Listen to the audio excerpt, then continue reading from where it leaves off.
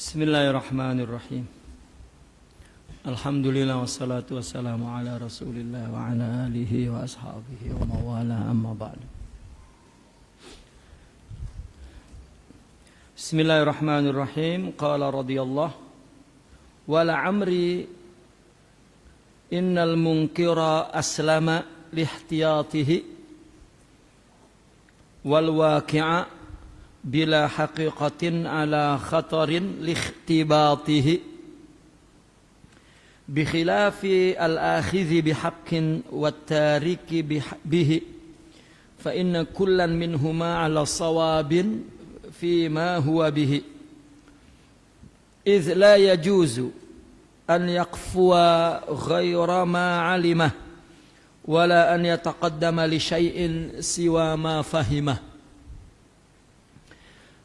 Kemudian Al-Imam Sayyidi Ahmad Zarruq mengatakan setelah paragraf yang pertama beliau katakan bahwa perkara tarikat ini perkara yang disukai oleh jiwa, dipuji oleh akal dan agama karena dia adalah sifat-sifat mulia, akhlak.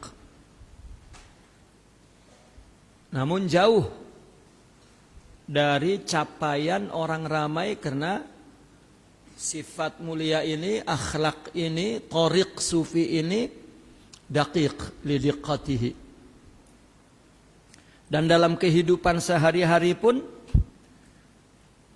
sifat-sifat mulia itu dipandang gharib ya, karena usulnya itu mafqud. Orang beragama hampir tak berakhlak, itu mafqud namanya usulnya. Artinya akar akhlak di sini itu, akhlak itu hanya dalam pengetahuan. Siapa orang Islam yang tak tahu nama-nama akhlak, sabar, ridho, semua tahu. Tapi usulnya yang musbitah, akarnya yang tertanam, tertancap menjadi karakter sifat dia itu tak ada. Ya, semua orang Islam sholat tapi tak semua khusyuk, ya kan? Itu tak ada tariq, tak ada sifat mulia itu. Semua orang memberi tapi sedikit orang yang ikhlas. Semua orang diuji oleh Allah, sedikit yang sabar. Maka dalam kehidupan pun gharib, ya. Dan orang mengaku sabar, syukur, ridho, ikhlas. Ya.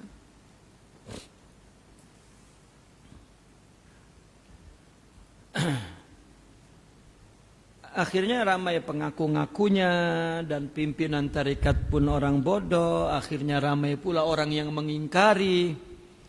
Orang yang cinta kepada kebaikan pun tak tahu mana jalannya nak masuk ke madrasah itu.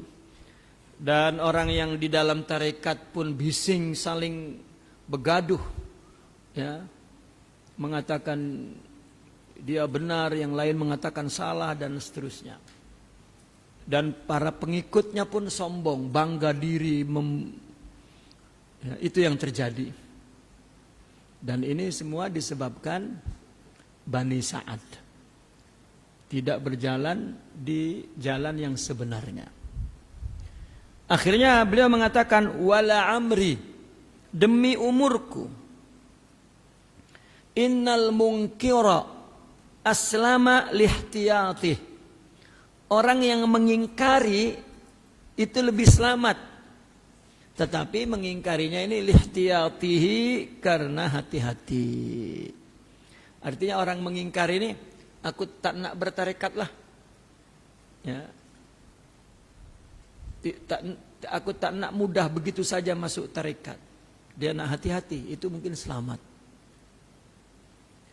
Nanti di buku ini diajarkan bagaimana sebenarnya orang yang nak bertarekat agar selamat daripada Bani Sa'ad tadi. Nah, kita mudahlah buat satu istilah itu agar kita tidak masuk kepada Bani Sa'ad. Ya, para pengaku-ngaku tadi itu. Ya, ada petunjuknya di buku ini nanti. Namun orang yang sementara mengingkari itu lebih selamat dibanding orang yang masuk salah dapat, salah masuk ke Bani Sa'ad, rosak, sesat. Wal waqi', dan orang yang waqi', waqi' ini yang mencela. Waqa'a ini qabaha, ya, mencela, memburukkanlah, ya. Bila haqiqatin, tanpa hakikat. Ala khatarin, berada dalam bahaya. Ya. Likhtibatihi, karena ikhtibatnya. Ikhtibat ini kecerobohan, ya, kehancuran, kerusakan. Ikhtibat. Karena ada faqad khabuta amaluh, amalnya rusak. Gitu. Karena amal dia tak betul. Jadi begini. Dalam agama ini, kalau kita beribadah, ya, ibadah ini kita lakukan karena Allah, maka Allah akan membangun rohaninya, membangun jiwanya, menanamkan, menumbuhkan sifat-sifat mulia. Meskipun orang itu tak bertarikat, tak adalah dia bertarikat, tapi dia paham bahwa ibadah ini, beramal ini karena Allah, bukan karena apapun di dunia ini. Maka Allah membalas bukan hanya ajrun, bukan hanya pahala, tetapi nur, juga cahaya. Ya. Karena Allah berfirman, lahum ajruhum wa nuruhum. Ya. Mereka mendapatkan ajar dan mereka mendapatkan nur. Nur inilah yang membangun kerohaniannya. Kan di Al-Quran ada nama untuk orang yang rohaninya sempurna. Seperti misalnya aulia. Ini istilah Al-Quran. Muqarrabin, muqarrabun. Siddiqin, sadiqin, muhsinin, muttaqin, mukhlisin. Itu kan nama di Al-Quran. Itu kan gelaran untuk jiwa, bukan untuk fisikal. Muttaqin hatta itu pun untuk jiwa. Manusia kan ada rohani, jiwa, ada fisikal, jasad. Nama-nama di Al-Quran seperti aulia, muttaqin, muqarrabun, mukhlasin, mukhlisin, mukhlisin, muhsinin, itu nama untuk rohani. Kalau nama jasad, fisik, gelar jasad, ustaz, tuan guru, syekh, kiai di Indonesia, lagi prof, ya, doktor, itu semua. Tapi dia mukhlis, ya, atau ahli riya, dia siddiq atau kazib, itu. Ya. Namun gelar ini berkongsi semua bidang dalam ilmu syariah. Orang fikih pun, orang hadis, orang tafsir akan sebut shadiq, siddiq, ya, meskipun tidak bincang pasal rohani. Nah, orang sufi, ya, dia buat istilah ilmu untuk mereka yang disebut di dalam Al-Quran mukhlasin, muqarrabin, siddiqin, aulia, dengan istilah arifin misalnya, istilah mutahaqqiqin, sufiyin, al-insanul kamil misalnya, itu istilah dalam ilmu tasawuf, ya, tidak dalam ilmu lain, untuk menyebut kalimat yang ada di Al-Quran yang akan dikongsi oleh semua bidang. Ya. Maka sufiyin adalah sama dengan muqarrabin, mukhlasin, siddiqin yang ada dalam Al-Quran itu.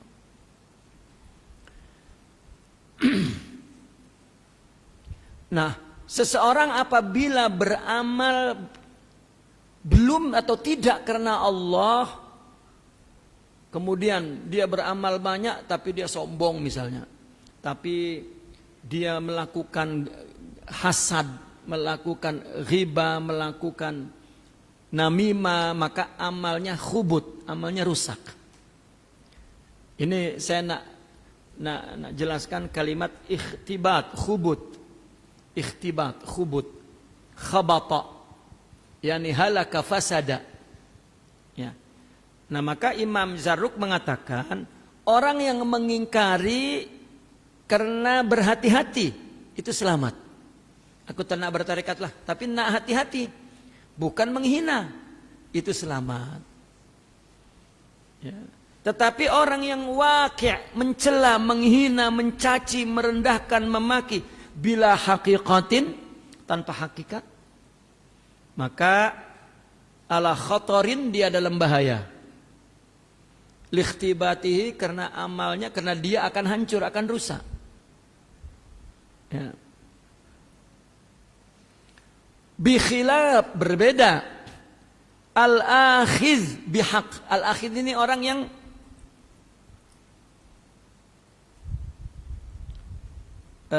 sebetulnya akhir ini bukan mengambil ya. Akhiz ini mengkritisi, mengkritik. Akhadha bihi ini mengkritik lah ya. Maknanya jika salah maka dikatakan salah, jika baik maka dikatakan baik ya. Akhadha itu kadang diartikan, akhadha bihi diartikan menghukum ya, karena ini perkara penilaian terhadap satu pemikiran, maka ini adalah mengkritisi, mengkritik. Berbeda orang yang mengkritik ya. Dan juga watarik bihi, dan tidak mengkritik. Watarik karena ada at-tarik, di situ ada al ya, li ahli zikri juga ya. Karena bicara tentang mengingkari, mencela, maka mengkritik dan tidak mengkritik. Karena hak, karena benar. Ya. Dia mengkritik karena benar, tidak pun karena benar. Kedua-duanya di atas kebenaran. Nah, kalau mengkritik tidak tahu hakikatnya, dia katakan tasawuf itu tak betul. Semua ini kan berarti dia tidak paham. Ini bahaya. Tapi kalau mengkritik seperti yang dilakukan oleh ramai ulama sufi yang mengkritik, ulama yang paling banyak mengkritik tasawuf orang sufi. Pertama kali adalah Al-Imam Al-Ghazali. Kemudian yang sangat dikenal lah, yang kedua Syekh Abdul Qadir Al-Jilani. Yang ketiga Al-Imam Sya'rani, Abdul Wahab Asy-Sya'rani. Yang keempat Syekh Ahmad Zarruq. Sebetulnya banyak. Dan boleh kita katakan hatta Al-Imam Ibn Taimiyah pun mengkritik sebetulnya kritik yang buruk. Ya. Namun mungkin Al-Imam Ibn Taimiyah terjadi kepada waqa'a bihi. Nah ini ya. Waqa'a bihi artinya mencela, mengingkari. Kalau kritiknya bagus. Bahkan di zaman setelah Syekh Abdul Qadir ada yang mengkritik tasawuf di dalam kitab Talbisu Iblis, yaitu Ibnul Jauzi. Itu pun masih oke, tak ada. Orang yang mengatakan ini Talbis Iblis adalah menghina tasawuf, bukan, ya salah. Itu dia yang membenci tasawuf lalu dia gunakan kitab itu sebagai dalil. Sebetulnya kalau kita baca secara ilmiah, mereka adalah ulama-ulama yang sadiq, ulama yang jujur, yang mengatakan salah kepada yang salah, benar kepada yang benar. Gitu. Nah ini orang yang akhidh wa tarik, orang yang mengkritik dan tidak mengkritik tetapi dengan kebenaran. Fa inna kullan minhuma, maka keduanya ala sawabin, di atas kebenaran, fi ma huwa bihi, pada apa yang ia lakukan. Maka benar. Ya. Kenapa? Karena if la yajuz an yakfua, karena tidak boleh berkata ghaira ma alimahu, selain apa yang ia ketahui. Tak boleh orang cakap dia tak tahu. Wala an yataqaddama, dan tidak boleh seseorang itu mempersembahkan sesuatu siwa ma fahimahu, kecuali apa yang ia paham. Jadi boleh mengkritik, tapi dia kena paham betul. Ya. Ya, orang mengkritik tasawuf sebab dia salah datang ke tasawuf, datangnya kepada Bani Sa'ad. Nah, keluar, tasawuf semua tak benar. Ini bila haqiqah, ini bahaya. Ya. Karena di dalam tokoh-tokoh sufi itu ada orang yang mendapat pujian, memiliki sifat pujian yang dipuji oleh Al-Quran. Aulia, muqarrabin, muttaqin, siddiqin. Nah, ini bahaya. Fal wajib. Ya. Maka jika demikian, maka yang wajib itu apa? Izat tabassur fid din. Maka yang wajibnya jika demikian itu at-tabassur fid din. Dalam urusan agama itu mesti tabassur. Apa tabassur itu? Dikaji, dipelajari, dipahami betul-betul dengan baik. Ya, bukan karena dia masuk kemudian dia lihat tak betul, itu pun mizan untuk menilai tak betul pun bukan ilmu. Ya.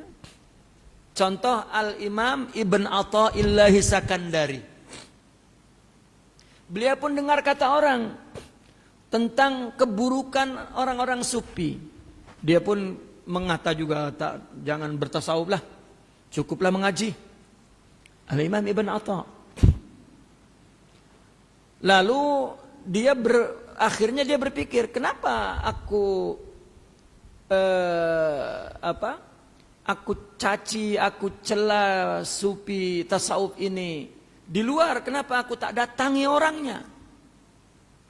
Ya, maka dia datanglah ke majelis Syekh Abul Abbas Al-Mursi.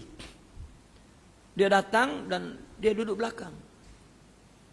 Dia datang saja nak dengar ya, apa kesalahan orang sufi. Sengaja dia nak dengar.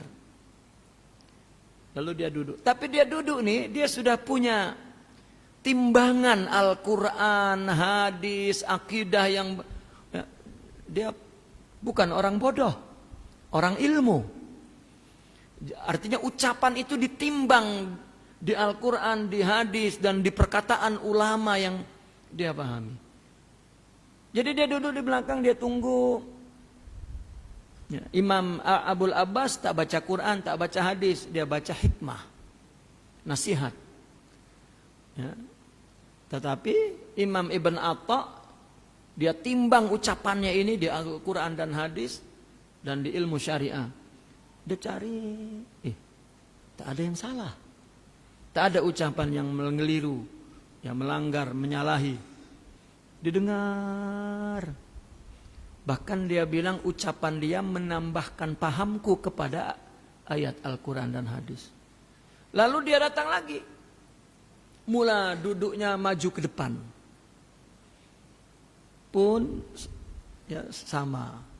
Yang terakhir dia duduk betul-betul depan-depan. Ya. Biasanya Syekh Abul Abbas bila habis mengaji, dia minta izin untuk dia pergi dulu. Tapi hari itu tak, dia menyuruh murid-muridnya, kalau nak pergi, pergi. Aku nak rehat duduk sekejap sini. Rupanya dia dah perasan dah, ini ada satu orang yang datang untuk menguji dia. Ya mungkin sekali ini terakhir duduk paling depan, mungkin dia ada hajat. Jadi dia tunggulah. Jadi bila dah tak ada orang, tinggal dia berdua, baru dia jalan merangkak. Tahu merangkaknya? Apa dia bilang? Ya Syekh, ambillah aku sebagai muridmu. Maka Sidi Ibn Atha'illah, gurunya adalah Sidi Abul Abbas Al-Mursi. Ya. Ini menilai, mengkritik dengan ilmu. Jika tidak, tak. Nah maka fal wajib izan at-tabassuru bidzin. Maka yang wajib itu adalah at-tabassur. Tabasur itu artinya meneliti sendiri, melihat sendiri, mengkaji sendiri dalam urusan agama. Wattiba'u al-a'immatil muhtadin, dan mengikuti imam-imam yang berada di atas petunjuk, yang mendapatkan petunjuk. Ya. Imam-imam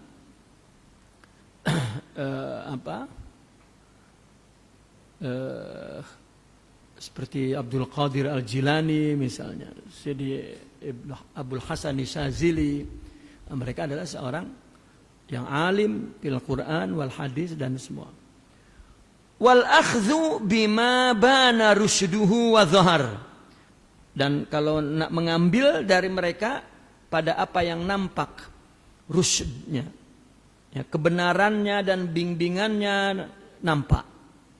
Ya, bima bana rusdu wa dhahar, yang nampak bimbingannya. Jadi ada rusd, ada bimbingan Al-Quran hadis, ada bimbingan agama. Ya, contoh, kenapa sahabat 4 itu disebut Al-Khulafa'ur Rasyidin? Karena fihi rusyud. Ya, maka istilah rusyud itu betul-betul yang sesuai Al-Quran dan hadis dan ijma' serta itu rusyud. Itu. Maka dalam ahli sunnah wal jamaah kan khalifah yang rasyidin itu kan 5. Setelah 4 Sayyidina Abu Bakar, Umar, Utsman, Ali, dia melompat kepada Umar bin Abdul Aziz. Padahal jaraknya 30 tahun lebih. Ya, tetapi mengikuti rusyd, ya, bimbingan agama, bimbingan Al-Quran dan hadis, gitu. Maka mestinya irsyad wal mursyid itu adalah bimbingan rohani, akhlak mulia. Dan dikenal Umar bin Abdul Aziz sebagai orang yang zahid, seperti 4 khulafah yang sebelumnya. Ya, rusyid berkaitan dengan bimbingan rohani. Agama ini kan bukan hanya dibimbing oleh akal dengan penuh ilmu, tapi akal itu, ilmu itu sudah berubah menjadi satu kekuatan batin di dalam rohani, akhlakul karimah. Maka itulah rusyud, bimbingan. Orang mungkin paham tentang sabar, ya, dia mencoba untuk sabar berat. Tetapi kalau dia punya sifat sabar, maka sifat itu yang akan yursyiduhu, yang akan membimbingnya. Ya. Nah, tasawuf itu menanamkan sifat-sifat mulia sehingga dia terbimbing. Maka seorang yang masuk tarekat itu adalah orang yang mustarsyidin, orang yang meminta bimbingan Allah. Itu akhlak. Akhlak itu bimbingan Allah. Ya, karena wa huwa yatawallas salihin, dialah yang mengendalikan orang-orang yang salih. Ya, bimbingan Allah. Karena Allah yang bagi musibah, Allah yang bagi sabar. Ya, dan sabar itu sifat Allah punya. Ya, syukur itu sifat Allah punya. Ya, ma'rifat, iman itu sifat Allah punya. Maka Allah punya asma, mukmin, sabur, syakur, seperti itu. Maka orang sufi kadang mengganti takhallaku, ya, bi akhlaqi Muhammad. Orang sufi malah mengganti ittasifu bi sifatillah, takhallaku bi akhlaqillah. Dia terus ke asalnya Allah. Ya, karena akhlak Nabi pun wa innaka la'ala khuluqin azim, itu Allah bagi, bukan Nabi punya sendiri. Akhlak Allah bagi. Gitu. Ya. Jika antum bertanya bukan orang sufi, bertanyanya kepada bukan orang sufi, ayat ittasafu atau takhallaku bi akhlaqillah, berakhlak dengan akhlak Allah, dia marah tuh. Akhlak Allah, kamu nak sama dengan Allah, terus pergi kemana-mana. Ini istilah yang keluarkan orang sufi, jadi kena, ya, paham, ya, bahwa sifat kemuliaan, kebaikan, akhlak itu Allah yang bagi. Ya, karena akhlak itu disebut wahbi, bukan kasbi. Akhlak itu wahbi, Allah bagi, bukan usaha kita. Nah, wat tawaqquf, dan tawakuf. Apa tawakuf? Berhenti, menjauh. Ammastabaha wastatar, ya, menjauh dari perkara yang masih samar dan tidak jelas. Nah, kalau ada perkara-perkara yang tidak jelas, samar, maka tawakuf, jauh. Seperti mendengar ucapan orang sufi yang tinggi, kita tak paham, tak payah diambil. Wasanadzkuru marsada fi dzalik. Kami akan tuturkan, ya, sanadzkur akan sebutkan marsad, tuntunan, sebuah tuntunan fi dzalik, dalam perkara ini. Nah, dalam kitab ini memang marsad, tuntunan. Ya, apa itu permulaan tasawuf? Apa sebetulnya yang dilakukan kalau ketika orang bertasawuf ini? Kata beliau, sanadzkuru marsada fi dzalik insyaallah bima fatah wa tayassar, bima putih wa tayassar. Ya, dengan kehendak Allah, dengan apa yang dibuka atau Allah buka dan Allah mudahkan. Wa 'alallahil mu'tamad fi bulughit takmil, kepada Allah lah tempat bergantung dalam mencapai kesempurnaan. Wa huwa hasbunallah wa ni'mal wakil, wa huwa hasbuna wa ni'mal wakil, dan kepada Allah lah tempat bersandar untuk mencapai kesempurnaan. Ya.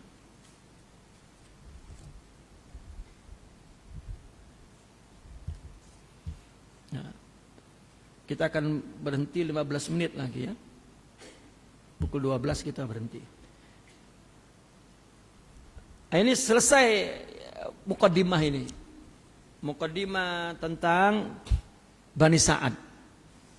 Ya, jadi bukan karena torikatnya, tapi ada orangnya yang memang, ya, Bani Sa'ad bukan suku Bani Sa'ad semua buruk, tapi ada yang buruk. Dan di mana-mana ada yang buruk, akhirnya di mana-mana ada Bani Sa'ad. Ya.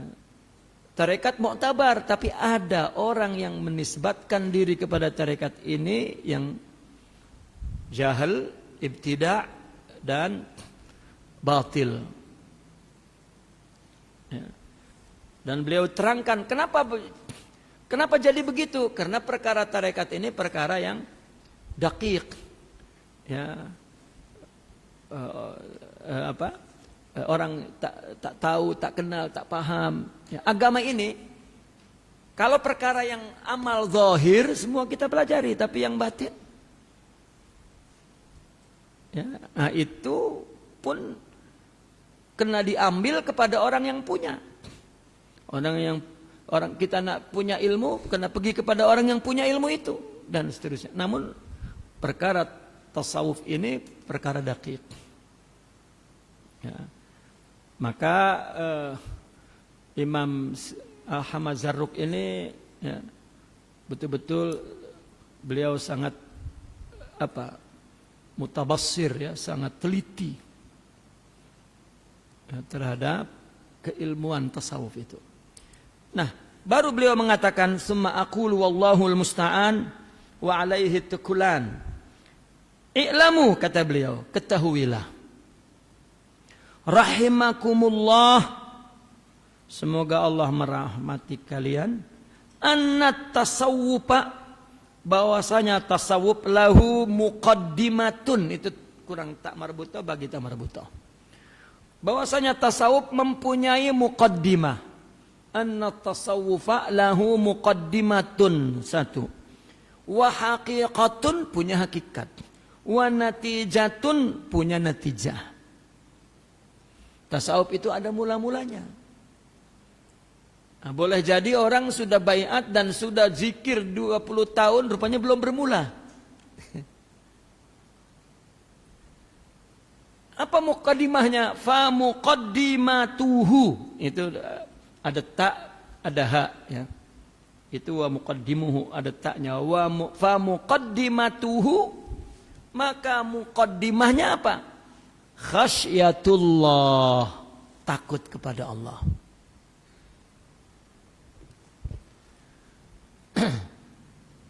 Bicara tentang takut ini, tuan-tuan, hanya kepada Allah saja yang orang jika takut akan mendekat. Kalau kita takut ular, menjauh. Takut harimau, menjauh. Takut api, menjauh. Ada orang takut istri, ramai. Jauh dari istri itu. Ya, tapi hanya takut kepada Allah akan mendekat. Ada perumpamaan mirip dengan budak kecil tuh. Emaknya angkat kayu, dia takut lari ke pelukan emaknya. Ya, tapi kalau suaminya diangkat kayu, dia lari ke emak lain tuh. Ya, karena tak ada emak tuh hanya satu. Ya, maka ada ungkapan, yang paham anak emaknya, yang paham hamba Tuhannya. Ya, jadi sudah betul mula-mula orang nak pergi kepada Allah itu takut. Itu sebab orang yang takut akan taubat. Dan taubat itu maknanya roja'a, kembali ke Allah. Maknanya mendekat, menuju kepada Allah. Orang yang berjalan menuju kepada Allah, orang yang kembali ke Allah. Maka takut. Ya. Dan takut itu ada 3 sumbernya. Ada ilmu, ada iman, dan ada ma'rifat. Ya. Kalau iman akan tumbuh, ini jika mendengarkan hikmah-hikmah.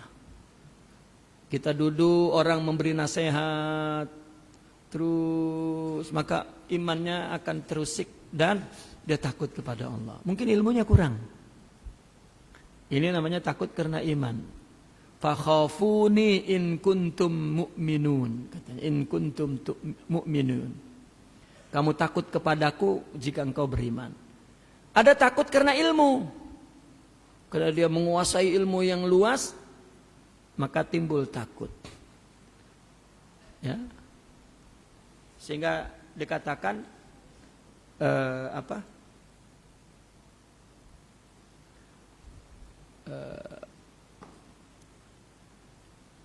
Allahumma shalli, apa ayat itu? Khasyah itu.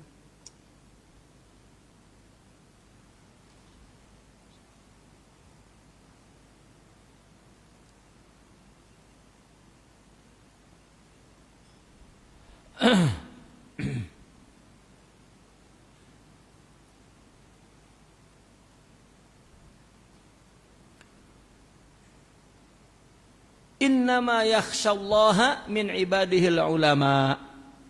Yang takut kepada Allah hanya orang-orang ahli ilmu. Maka ada sebab dari ilmu. Nah, maka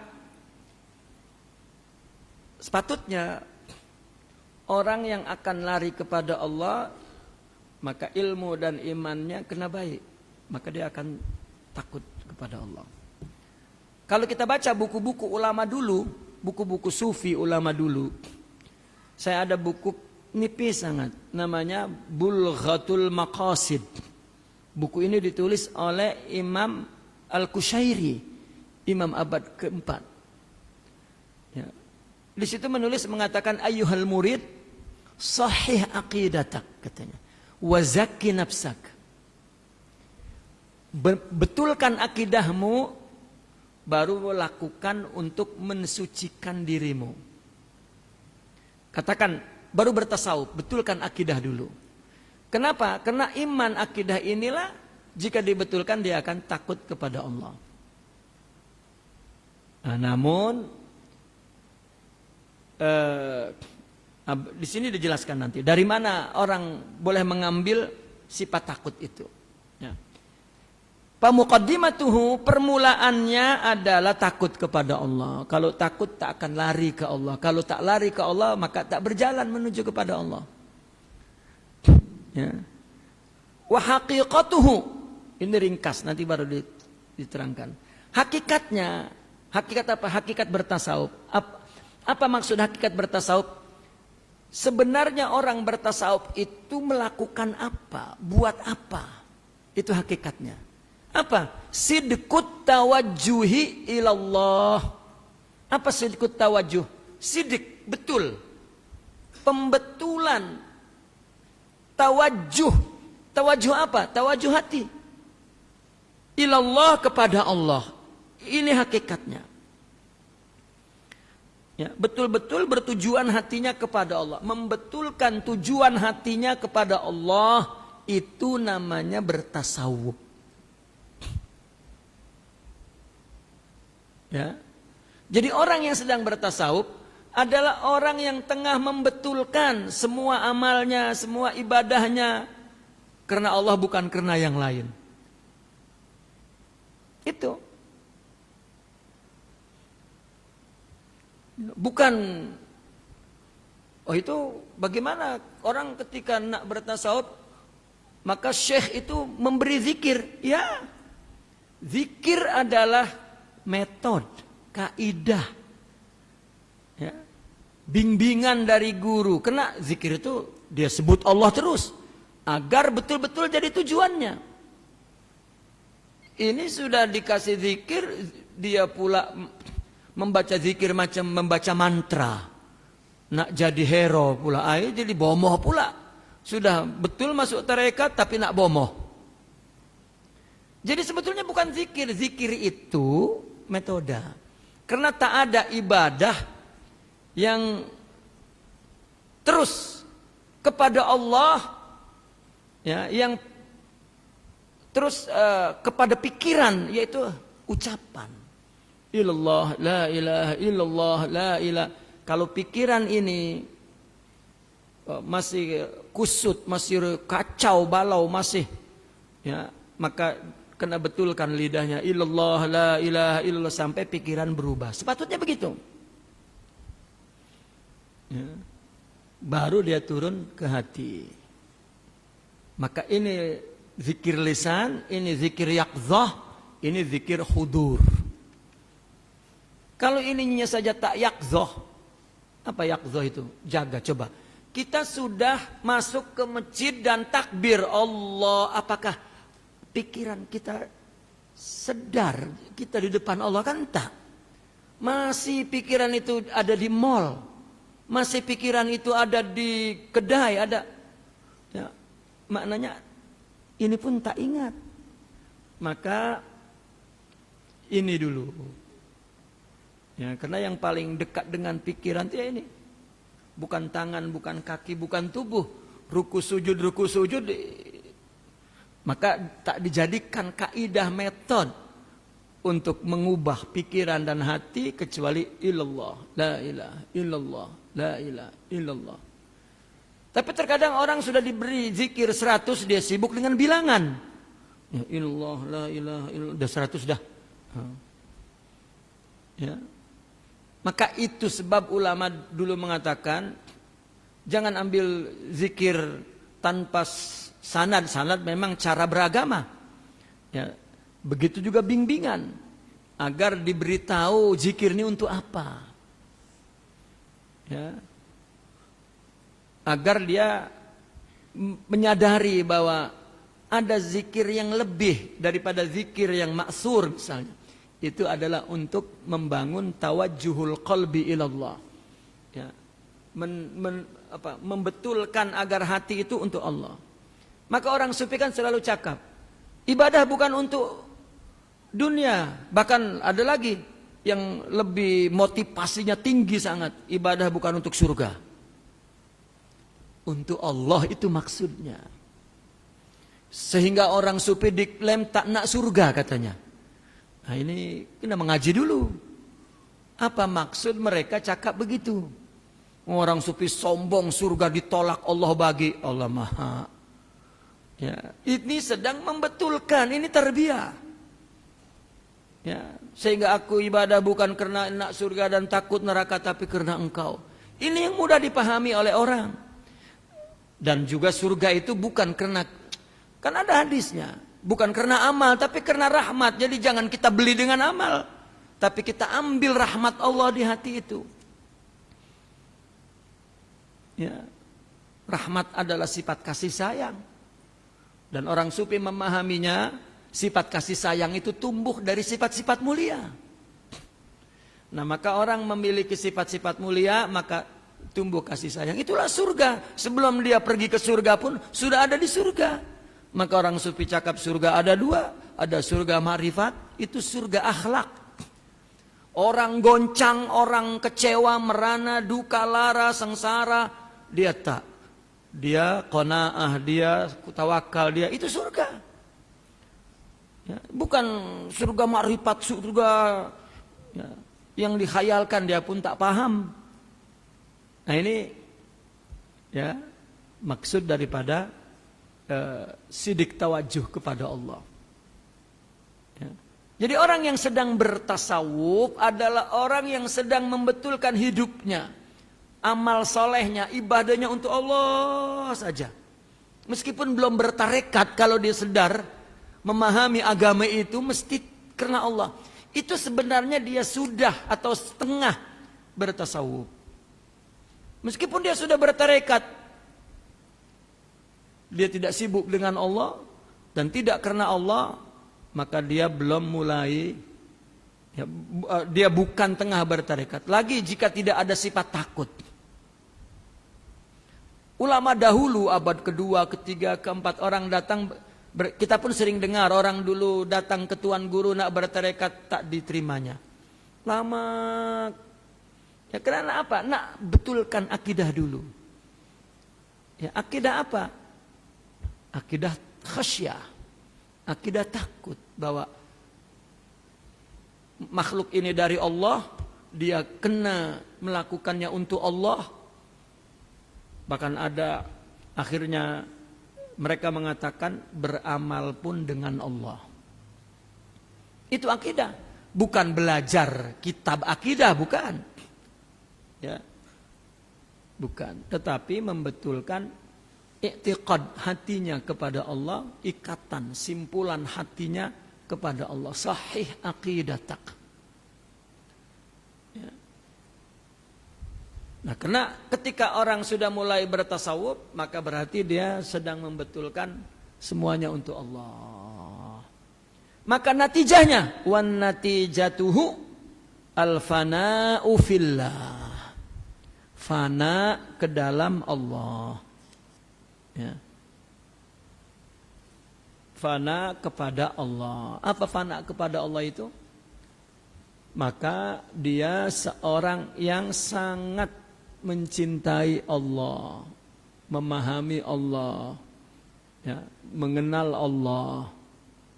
Bahkan dia sudah sangat dekat kepada Allah, itu fana. Ya, nanti akan ditafsirkan secara ya, panjang lebar setelah ini. Ya, insyaallah sudah pukul 12, kita sambung nanti pukul 3 insyaallah. Naqifuna walhamdulillah, al-Fatihah.